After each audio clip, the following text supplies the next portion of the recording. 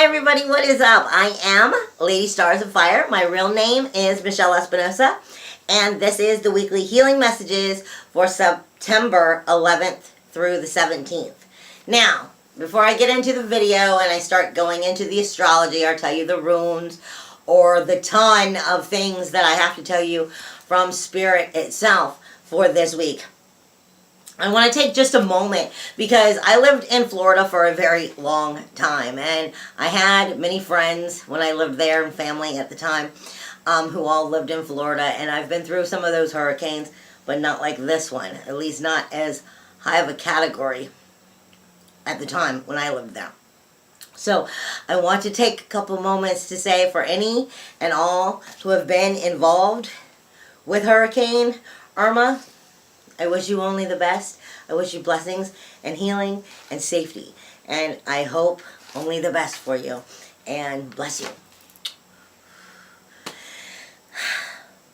Now with that being said, I gotta go back to the healing messages. Like I said, I lived there for a long time and I miss it. But I know what you're going through right now, so I wish you only the best. Okay. September 11th through the 17th. Man, I have a ton of spirit guidance to give you this week. And I already posted on Facebook and on Twitter and some other social media places the runes for the week. However, I'll tell you what they are in the video. But you can go back to my posts on Facebook and social media and get what those runes are. Or you can go to my website because it also shows the information where I have it under the weekly healing messages that are free and meet the runes. So you could always go in and see what it would mean to you in your life there.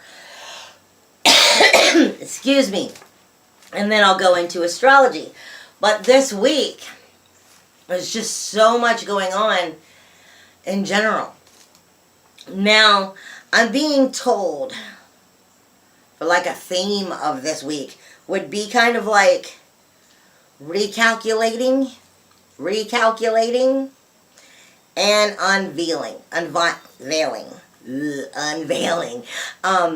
for this week. Now, when I get given information shamanically, I don't usually give you what that information means, unless it's depending on the situation and the spirit animals, and then I might give you what the spirit animals may mean so you can decide what that means within your life. But when it's a medium and they're giving to me information like a medium, then I will tell you what it is that they're telling me. And the reason I'm explaining this is because right before I came out here, well, for one, right before I came out here, I was given a lot of tension and frustration and stress and anger that they're showing me that they're feeling from a lot of people out there. And to be honest, with a lot of what's been going on, that's understandable because of, you know, the hurricane and the stress that's coming in from it. However, they're reminding you, you got to ground yourself, baby, and you got to relax. And this comes into those dimensional energies of cleaning out your chakras and the knowing of that it's going to be okay, no matter what the situation is. And holding on to all that stress and that frustration ain't going to help you. However, dealing with it in a positive way will. But before I came out here on a shamanic level, I was shown feet walking away. And I felt, like I said, on a shamanic level, this is actually a man's feet. And they're in sandals. And they're walking away, and they're walking away rather quickly. I feel like I'm somewhat of being pushed by spirit as I'm seeing the man walk away, because I only see from like the calves down. But the important thing is that you're viewing here as they're walking away, the need of walking away, the speed of needing to walk away, the strength and the power, your own personal power of being able to make this decision to walk away. But what I'm seeing that they're walking away from, like I said, because what I'm being shown is a man's feet, but that is just, could be your masculine energy in you. But what I'm seeing as they walk away is they're in sandals and it's sandy. But it's more deserty than beachy. Okay? I feel like I'm walking away from, like a deserted area, something that's not nourished, something that's not good, something that's unhealthy, like walking away from it, and walking away quickly with the decision. I've made this decision is basically how I feel as I see it. And I do get the stubborn feeling of that's the last straw, that's the decision, that's it. And you can take that however you need to take that, because like I say, shamanically, I allow you to decide. I just tell you exactly how I feel and what I see when they're giving it to me. But as I go into the rest of the messages that I'm being given by Spirit, it also seems to make a little bit of sense. But like I said, I leave that up to you to decide what that means in your specific life. Because not every week does Spirit give me like gemstones to use. Sometimes they will use them and bring them in, speaking about your chakras in general. Sometimes it will speak about your alignment. Sometimes it will speak about cleansing. Sometimes they're speaking about what those gemstones mean and how they could be helpful to you. However, what I am being given is the selenite desert rose, which actually technically is a mineral, but we consider it in that crystal family. And if it's not the selenite, if it's not the desert rose that is selenite, it would be to use just selenite. Now, let me tell you, selenite is my favorite stone, so to speak, my favorite crystal. And Spirit had brought it to my attention a long time ago that it is helpful with detachment. It is helpful with cleansing and healing the aura, the chakras. But what it brought to my attention was it helps detach, period, attachments, whether it is spiritual or because it's attachments like a cord cutting that you need to cut. It helps in that area. It will help make it calmer and softer and more gentle on you. I'm sorry, I'm noticing because I haven't been in here for a while, and I know that I did not put a staff in here, and I'm wondering where it came from. Thank you, because I did not put it in here, and it's very pretty, and I just noticed it there. Like for real, physical staff, like to walk with. Anyway, I'll have to check that out after the video. But I am being told again, it's the desert rose selenite, or plain and simple selenite. It also helps build your psychic gifts. It helps with clarity. It helps with self-worth, self-confidence, self-value, self-esteem. It also is good to help connect you with the angelic realm. It is the desert rose will also help you access, selenite will too technically, but the desert rose is really known for it. Will help you to get into access of the archives of your past and your future, depending on what it is that you're needing to work on specifically. It puts you in proper alignment, not just in your chakras and in your aura or your higher chakras.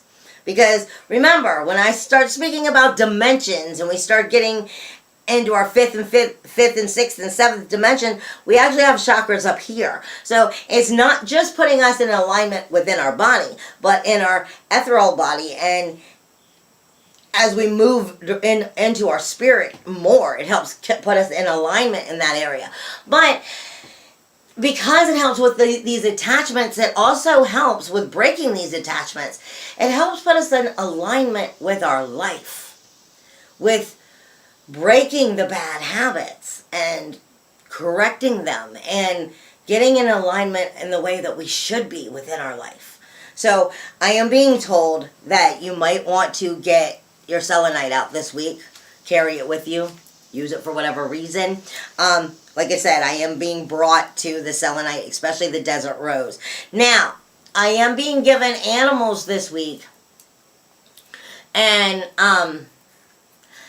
two animals are coming together as one, which are very strange, but it makes complete perfect sense. Because their medicine really goes together. However, they are worlds apart. Because one is technically a dinosaur, and the other is a giraffe. Now, let me explain. And I'm not going to even try to say what that dinosaur's name is, because I can never say dinosaurs' names. I can read it all day and it will still come out sounding funky. I am talking about the dinosaur that has the really long neck, that is known for eating plant life off the trees, like the giraffe with the really long neck. I am being pulled to the idea of the very, really long neck, of keeping your head up, basically. But I'm being shown it in both the giraffe and the dinosaur, which means some of these are also dealing with some really ancient old ways that really are just serving you nothing, giving you no service within your life, and keeping you at a primitive level, keeping you at lower dimensions, keeping you from ascending and moving forward in positive ways, because you're still holding on to just ancient stuff that really is not helping you or serving you in any way. This is why they're showing me it in the dinosaur, and then they're changing it over to the giraffe. And outside of that, I'll let you figure out what it means, but I'll give you a little bit of what their spirit medicine may be, and you can decide what that means in your own life. This is speaking to us also of self-growth. This is speaking to us of felicitating movement. I can talk, really, I can. It is about seeing the big picture. I mean, think about it. Way up high, the giraffe's neck, that dinosaur's neck, being able to see things from a larger view, from farther out, seeing more of the truth. It also speaks to us of the ability to go or view past the common earthly matters.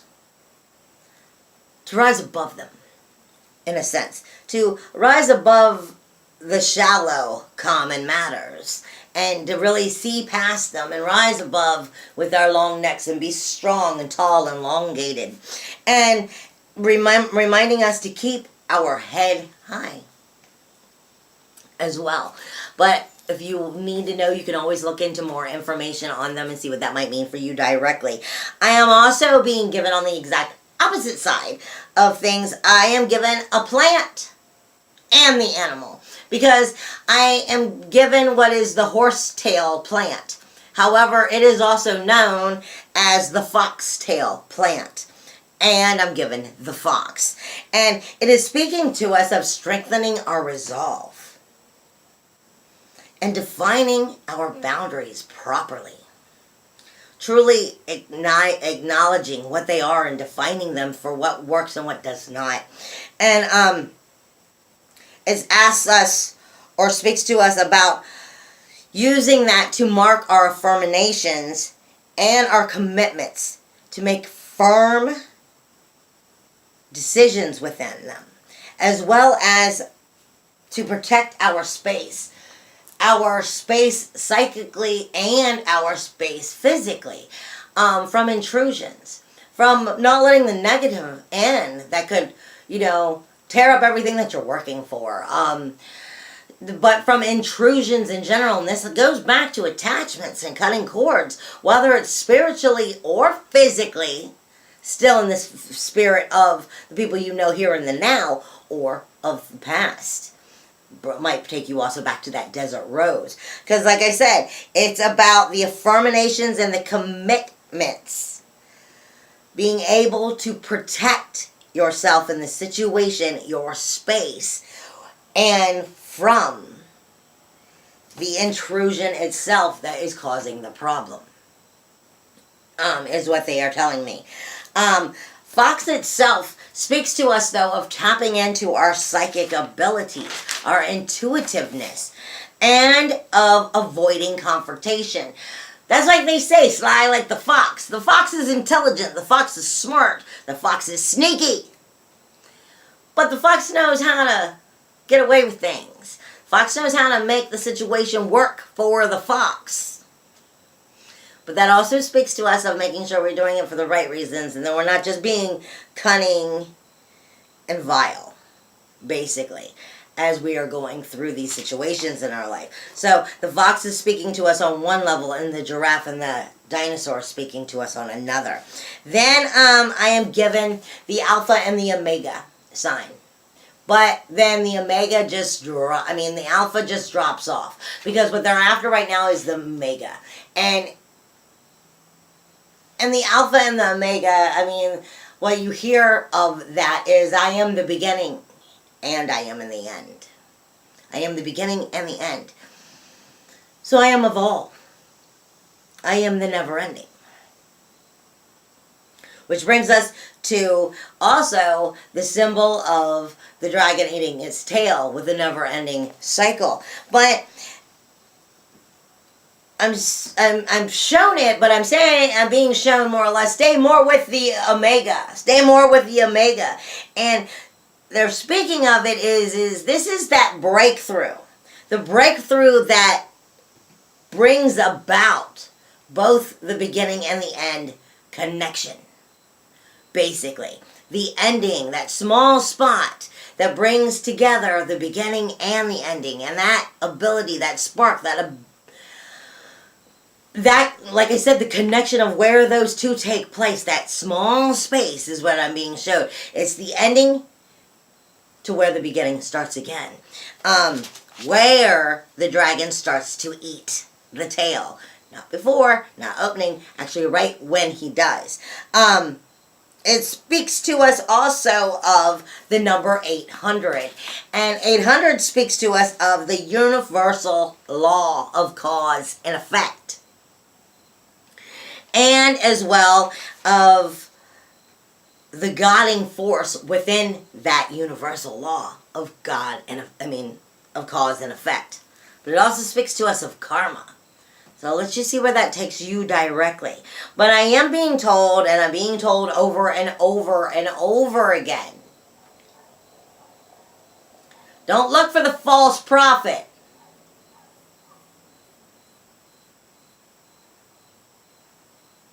I was just trying to, somebody popped up, but they're not actually answering me in spirit. I'm being told, don't look for the false prophet. And that may be money instead of like a prophet that's trying to help you or send you in the right direction or wrong direction by being a false prophet. Because what I keep hearing outside of that is go after the dream. Don't go after the prophet. Go after the dream. Don't go after the money. Go after for the right reasons. Don't let the false prophet give you a false impression of what it could be. Basically, don't allow the lie, which could be, going after the money instead of the dream. Don't allow the lie to look better than what it is. Because you're going to find out it's wrong. Basically, is what I'm being told. So, go after the dream, go after the heart, go after the soul. Don't go after, the money and the profit and the glamour of things that could truly not be what they look like on the outside. Okay? You don't want to have the impression of the false prophet give you the wrong impression and send you in the right direction. You need to follow your gut this week. Follow your heart, follow your gut, and just watch out for that fox energy when it does have those moments that you're not being cunning and vile, but that you are avoiding confrontation in the best positive ways that you can, because we don't need to fight to still be able to stand our ground. We don't need to be aggressive assholes to stand our ground. But it does matter that we use our words and our communication skills properly. And the reason I'm bringing that back up is because this week for the runes, the runes was Inguis, Jera, and Unsus. And Inguis speaks to us of our four, of our oneness, of the guiding energy, of and when I say our four, I say it all the time. It's our emotional, our mental, our spiritual, and our physical come together to make our one wholeness. If you're out of balance in any of them, then you, my love, are out of balance. So it's speaking to us of going in and nourishing inward for the right reasons, for what it is that's the best thing to do next. To listening to yourself, your heart, your inside, for that proper guiding nourishment from within, from your higher self, and sending you in that right way. It's a moment of stasis so that you can move forward in the positive way with nourishment in your life. Jera speaks to us of seasons, timing, as well as recycling. But it speaks to us of the environment and outward action. So it speaks to us of that karma as well, of what you put out is what's going to be coming back. Energy returning is what we're talking about with Jera. And we are given Ansus. Ansus can go in two different directions. I mean, it could be a warning or it can be an inspiring thing.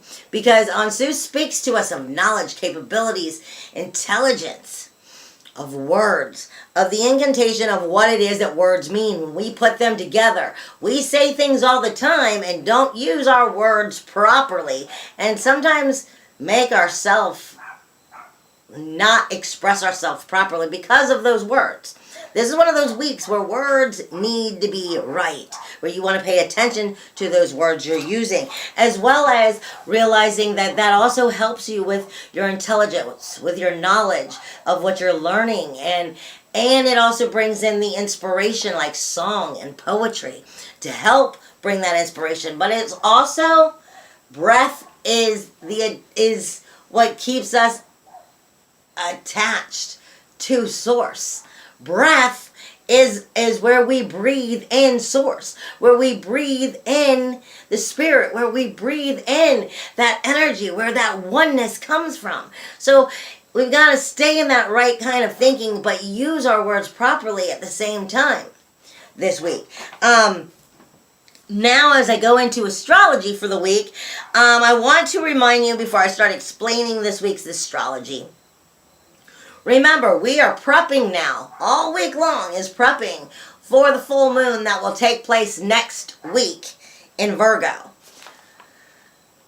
And Mars, yeah, but what I'm after is Mercury has now moved out of Leo. It had been in Leo, which is the universal fifth house. It's moved back into Virgo, and it's no longer in retrograde. It still has a little bit of shadow going on, but it's now moved back into the sixth universal house, which is Virgo.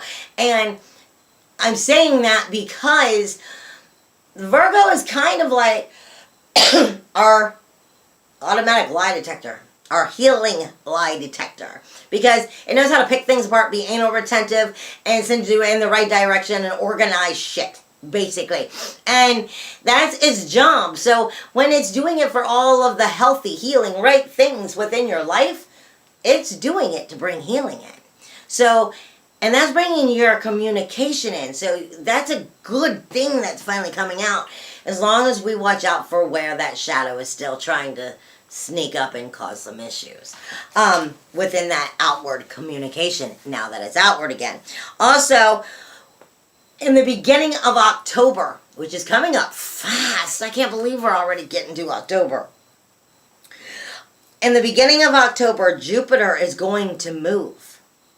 It only moves once a year. And when it does, especially you sensitive people, you sensitives really start picking up on energy. You really start picking up on energies within the chakras that Jupiter starts cleaning out and picking apart prior to its move, as well as once it's moved. Because I say this all the time, when a planet is getting ready to leave a sign, it's like its last chance to go, well, from the time I've been in this sign, especially with something like Jupiter. Jupiter's been here a year. Jupiter has been in Libra for a year, which is speaking to us of our relationships. And how many times, honey, how many times love you, love you, love you? How many times do I gotta remind all of us? Anything you care about, you have a relationship with. This does not mean relationships only deal with your family, your loved ones, your children. It deals with your friends. It deals with your working environment. You have a relationship with your money. When you have no money and something's going wrong and there's no money there, you know all about your relationship with no money. When your car breaks down and you can't get anywhere, you know all about your relationship with that lack of that car. What I'm saying is anything you care about, anything that you care about that is important to you, your soul, your life, your situation going on in it, Jupiter knows what those relationships are.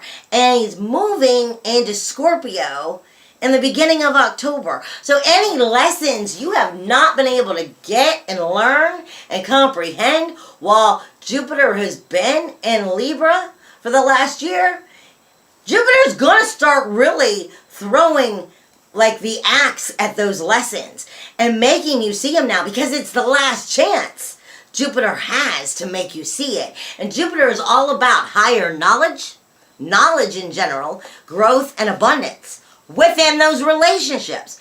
And he's going to do it by showing you where balance is lacking, because that's what Libra is all about. Okay? And in just a few weeks, when he moves, he's going to be moving into Scorpio. And I posted on Facebook last week, and I'll repost it again. But I posted on Facebook last week all about this, because in the body, Jupiter deals with so much stuff, which is also going to start making, you know, like the kidneys act up if you have areas within the chakra of where that is. Your thighs, the gallbladder, I mean, there's so much energy that Jupiter is dealing with. So if within those areas and those chakras there's unresolved issues, Jupiter is going to start bringing that out, basically. And because Jupiter is also in charge of cleaning out the toxic energy within you. And so right now, as he's getting ready to leave Libra, he's really going to start forcing that energy to come up to the surface so that you have to clean it. So go back to my Facebook page and take a look at that, because that might be something that also will be helpful for you with dealing with situations that you might be having within the body when you're not actually sick. Now, I say this all the time. If you think you're sick and you need to go visit a doctor, I'm not a doctor, so please, by all means, go see the doctor. But the doctor's saying there's nothing really wrong and it fits the chakra situation and it fits the Jupiter situation. Maybe it's some unresolved issues that you're learning to work through, and you can figure out what it is and help yourself in that situation, and I hope you do. Okay, now, with that being said, like I said, Jupiter will be moving into Scorpio, which would be a whole new situation, but when we get there, I'll go over that. This week, the moon has got all kinds of energy going on. Like I said, this is a build-up until we get to the full moon that's going to be in Virgo. However, the moon's going to be speaking all week. And let me tell you where the moon's going to be traveling, and then I'll explain this and I'll go through the astrology. On Sunday and Monday, the moon is in Taurus. So in Taurus, we can be, we want to be relaxed. We want to be enjoying. We want to enjoy the better things in life. We want to, We enjoy the sexual things, the sensual things. We enjoy those walks on the beach and things that make you feel good and beautiful. However, though, Taurus is also the bull. Taurus is also stubborn like the bull and unmovable and unstoppable. And depending on the situation of what that bullheadedness is going on, that can be a very incredibly positive thing or an incredibly bullheaded, ignorant thing. So it's up to you to check your own free will as to why you might have that going on, if you do. Then on Tuesday and Wednesday, it moves into Gemini. Gemini is who I like to call, without putting anybody down, I like to call Gemini like the mad scientist or Jekyll and Hyde. And the reason I say that is because it's the messaging system. It really is. It's your personal messaging system. And Gemini, you know, is an air energy. So it can change. It can change so quick. I mean, it's like, we're on, we're off. I've changed my mind, now I've got an attitude, basically. And I love you today, and the next minute. And Gemini really can just go through the air with its energy and just flip out from one thing to another. And that's why I call it Jekyll and Hyde. I don't mean it in a bad way. I'm not saying that there's anything wrong with it. It is just two faces. It sees two things to everything. And I don't mean two-faced in a bad way. I mean two faces as in it literally sees two sides of everything. Then we go into Thursday and Friday, which is then Cancer. Cancer is ruled by the moon, and it is also dealing with our water energies.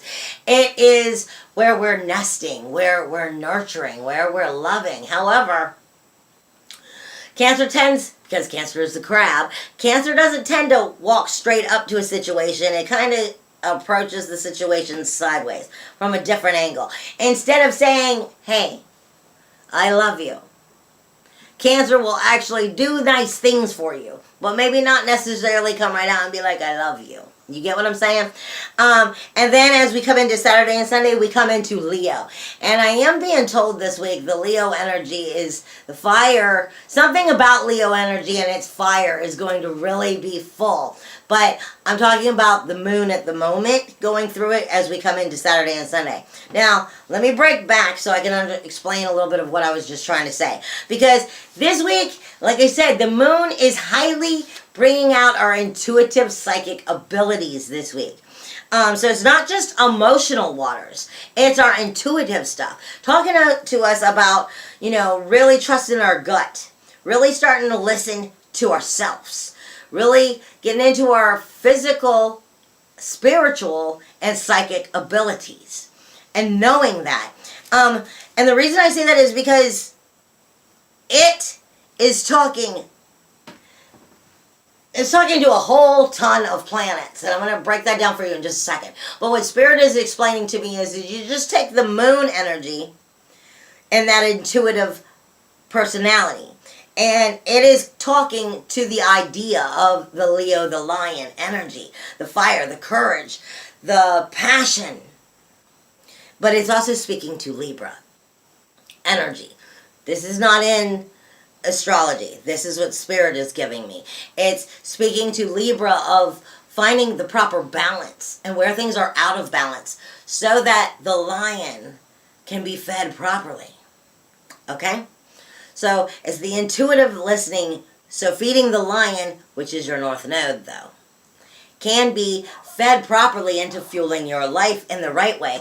But at this time we're viewing where things are out of balance so we can correct that balance with our intuitive psychic abilities and our knowingness, our gut feeling. And this is because the moon throughout this week is bouncing around, but it's doing some major conversations. They're really gonna, if you are listening to your gut, can really make this a magical week.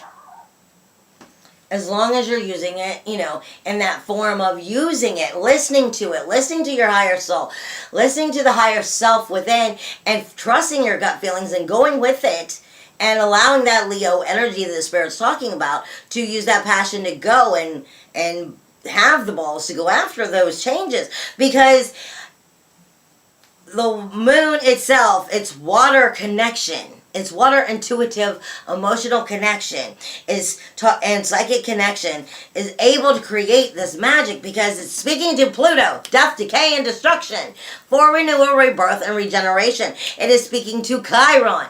It is speaking to the wounded healer, baby. It's the wounded healer. The wounded healer is what knows what you need if you would just listen and do what he tells you.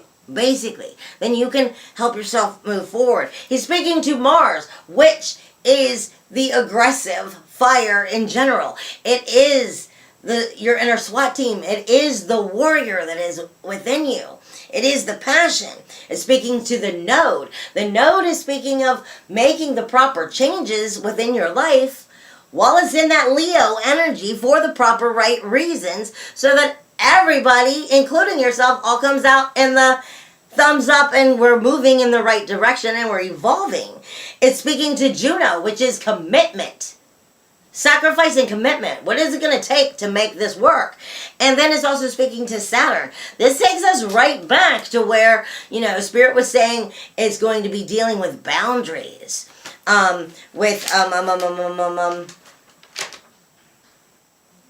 Recalculating, unveiling, and dealing with boundaries, basically your resolve and defining of the proper boundaries for you. Now, as I come in to the rest of the week, I'm just going to give you the positives, and then I'm going to give you the challenges. There's not much, and then I'll be all done. I love you. Thank you for sticking with me. The positives this week is a T-square, which is a positive thing. That's why it's harmonious. It can bring forth very much magic and goodness in your life if you're listening.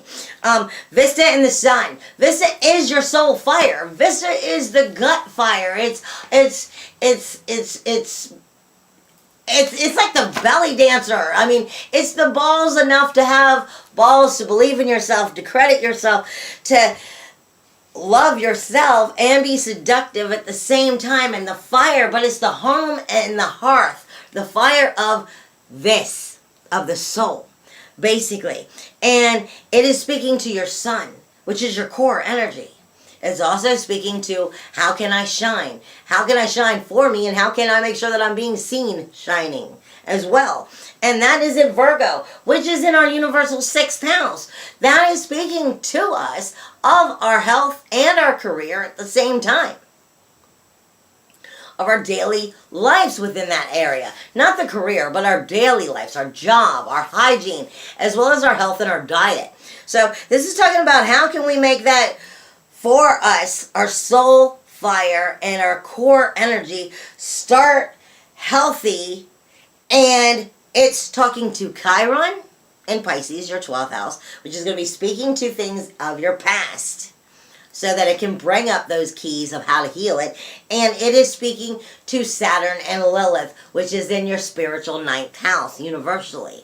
And this is talking about those boundaries. That's what Saturn is. In Sagittarius, it has a little bit more balls to test those boundaries. And now that we just came out of retrograde, it's willing to start putting those things that it learned in retrograde into effort and trying to test those boundaries. Lilith can be a positive aspect here, because Lilith is considered the dark moon, but Lilith is all about, you're not going to make me do anything I don't want to do.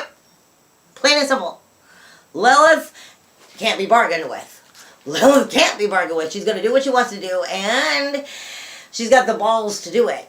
So that's a great feminist action of believing in yourself and moving forward. It gives you that strength in that area. However, make sure that Lilith is sending you in a direction that's soulful for you within those boundaries, and not egotistically, narcissistic, self-centered, bad for you.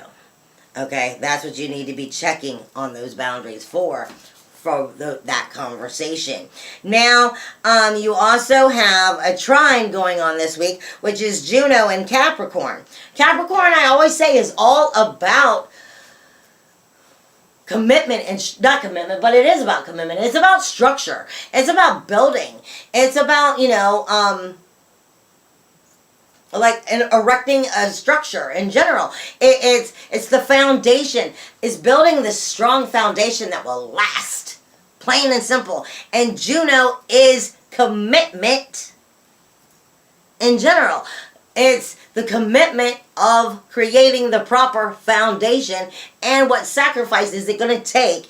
That is speaking to your community, because that's your universal 10th house. So that's the community in general. It is speaking to your universal 6th house, which is Virgo, and that's speaking to Mars and Mercury. There's your warrior, your fire, your defense, your action, and your communication outwardly of doing what it is that's right for your own personal health and your own personal day-to-day life. Okay?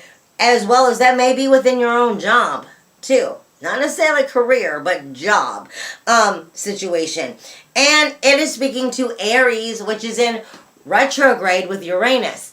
And that is our independence, our inventive nature, and our freedom and identity, basically. So this is speaking about making sure you're doing it because this is who and what you are and who and what you want to be known as, and we're not hiding any of that back anymore. We're making this all work. We're coming into the commitment to build exactly who and where it is we're trying to go and what it is we are. And make sure that we've gotten rid of all of what's not working for us anymore, because we're learning better how to be the authentic us that we are. Okay? Now, on the 15th, we have two things also going on. You have another T-square, which is also harmonious, which is that Uranus energy, again, in the first house, which is also speaking to your core, basically. And it is speaking to Jupiter. It is speaking to Jupiter within our relationships, our finding the proper balance we need within those relationships, no matter what it is those relationships are, and standing up for who and what it is we are. And inventing ourselves to make sure that we're seen for who and what it is we are. To make sure we're known for who and what it is we are. And not backing down for the wrong reasons, but standing up for the right. And it's speaking to us also to Sirius, which is karma. Sirius is speaking to us in the universal 5th house, karma. But karma is also mothering. Sirius is like too close to home. She's nurturing when it's done right. She's like the good parenting, like mother earthing to us all when it's done right. She